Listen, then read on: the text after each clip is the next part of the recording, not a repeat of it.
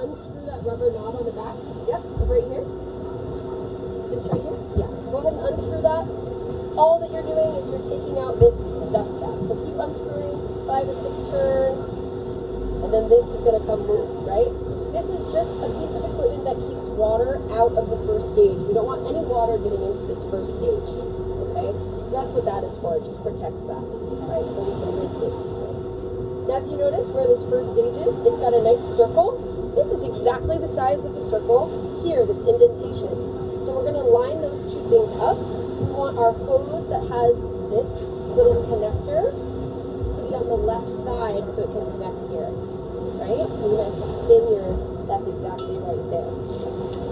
That's exactly right there too. Perfect. And then you just slide this part over the top. You might have to unscrew the big, yes, perfect. And then screw it on. When you screw it on, I don't want you to go so tight that you're like wrenching it tight. I just want it to be like finger tight. Yeah. Just like that. This is good. We want that movement. Yeah, perfect. Nice.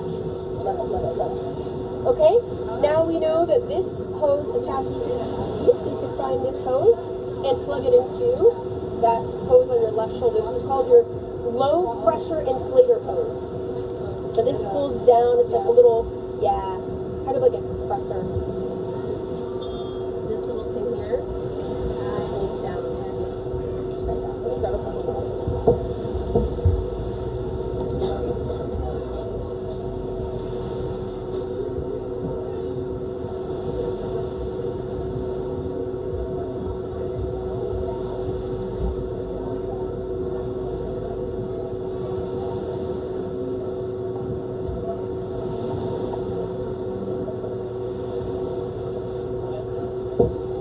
Okay, got that attached?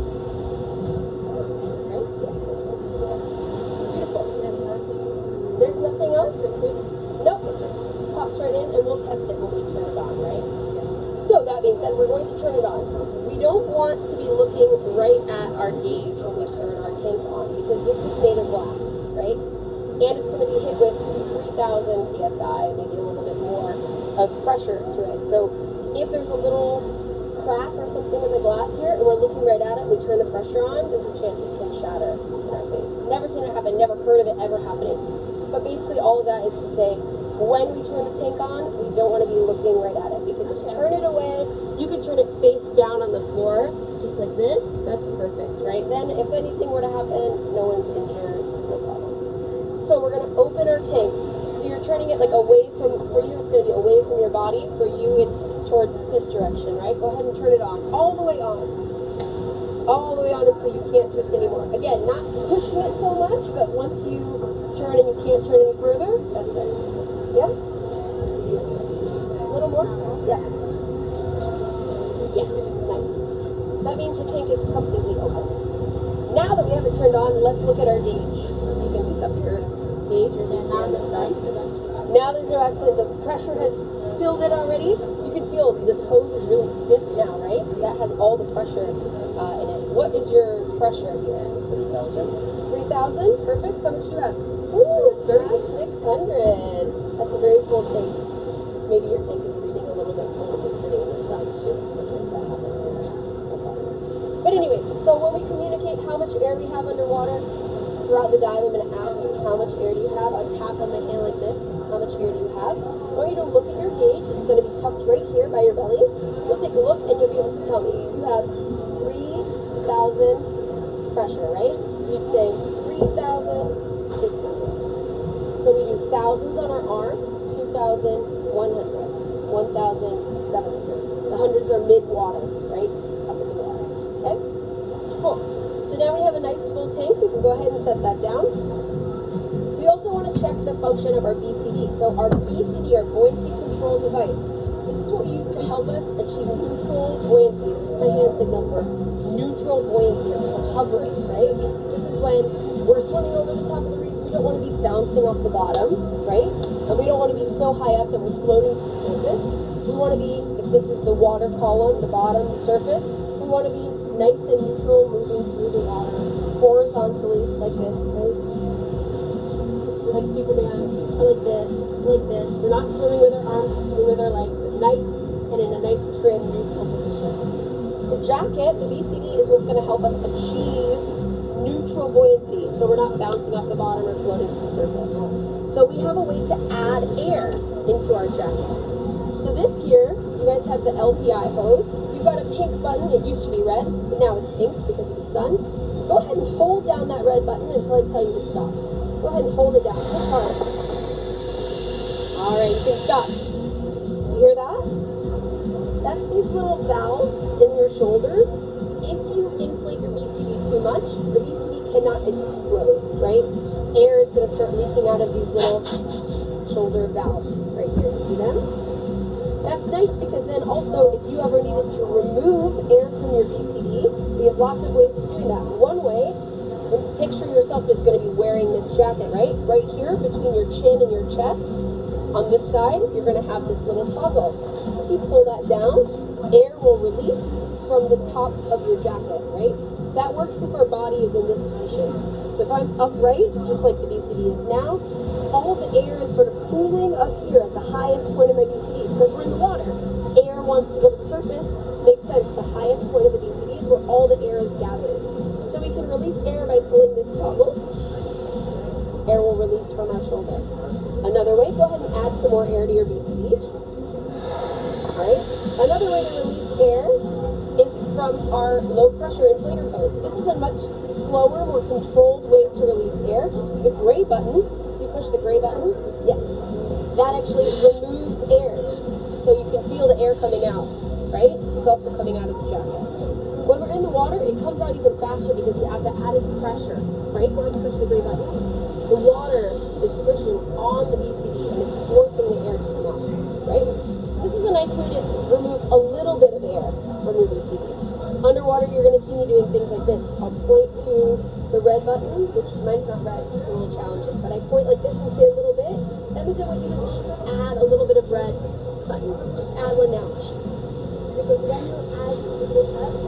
when you add, you're increasing your buoyancy, right? So as we add air, we're increasing our buoyancy to help get us up off the bottom. So if we're bouncing off the bottom, or I see you're kicking a lot, even just to stay in one place, I'll say a little bit of air added, right?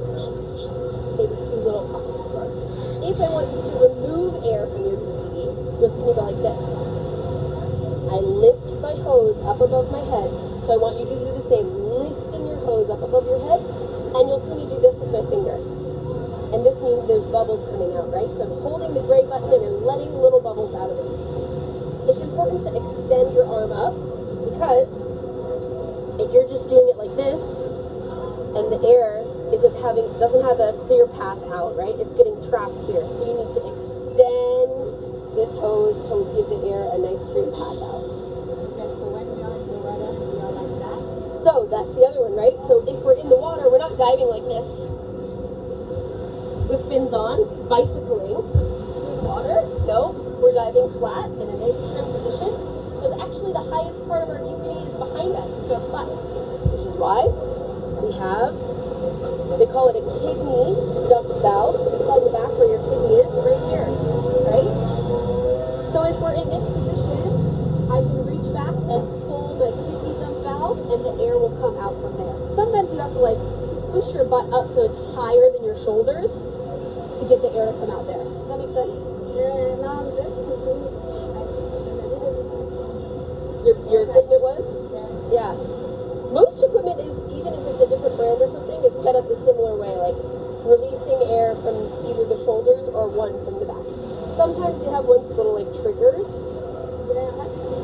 Like that? Okay, yeah, maybe something like that. Do you mind? No, I love it. I figured you're just watching to watch. Yeah. Guys, this is Elise. She's doing her dive master training with us right now. So she's just observing. I'm a sponge. Are you diving this afternoon? Yeah. Cool. Okay, so we've checked our BCD. It inflates, it deflates. We've checked all the different ways we can deflate our BCD, right? Now we're going to check and make sure we can breathe from our tank. So you have 2 regulators, right? We have one black hose, one yellow hose. Let's grab the black hose first. And then I always like to take a look at my gauge, my pressure gauge, while I breathe from the black hose. First thing I want you guys to do, before we put our mouth on it, let's shake out the black hose a little bit. Put the mouthpiece, the blue part facing down, and give it a little shake.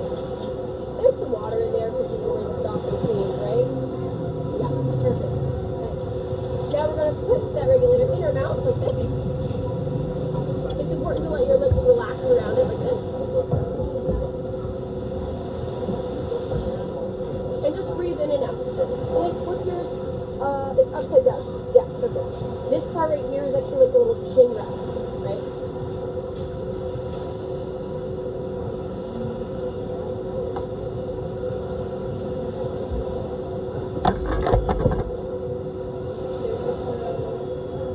What we're looking for on our gauge, I don't want to see the needle for a pressure doing this.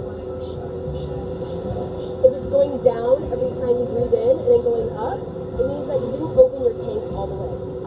If my tank was only barely cracked open and I did a practice breath, I'd be able to see the needle going, right? So we want to breathe and make sure the needle is static, staying in one position, right? It's good? Yeah. What you might notice breathing from here is it's loud.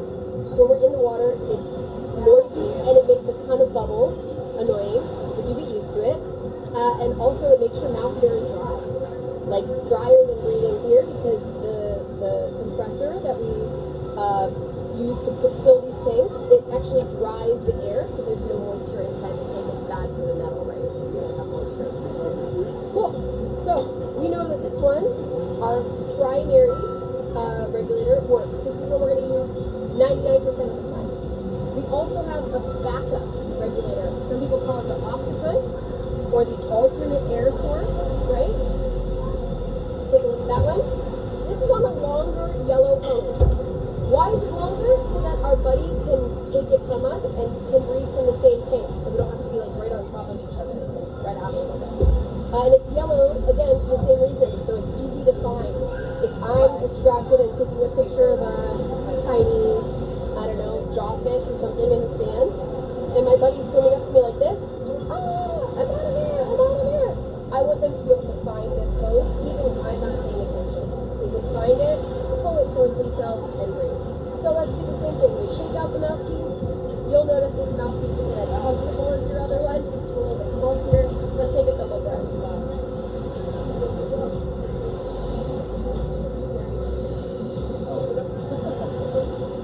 It's the same.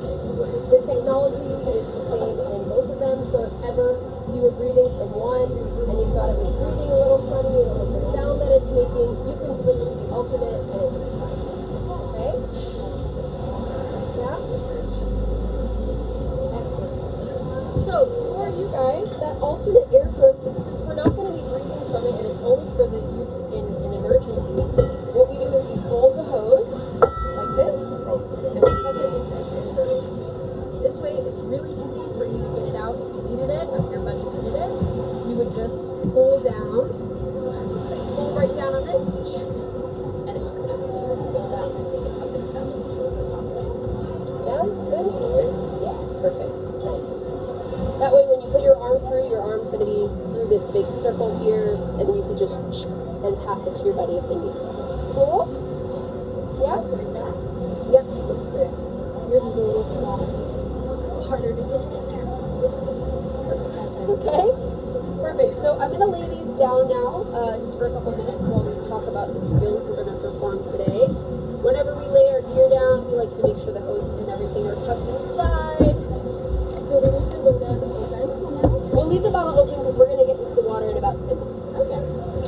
If we were going to go on like an hour-long boat ride or something like that, we would turn it off and then check everything again when we turn it on. But as soon as we can do it, and just go.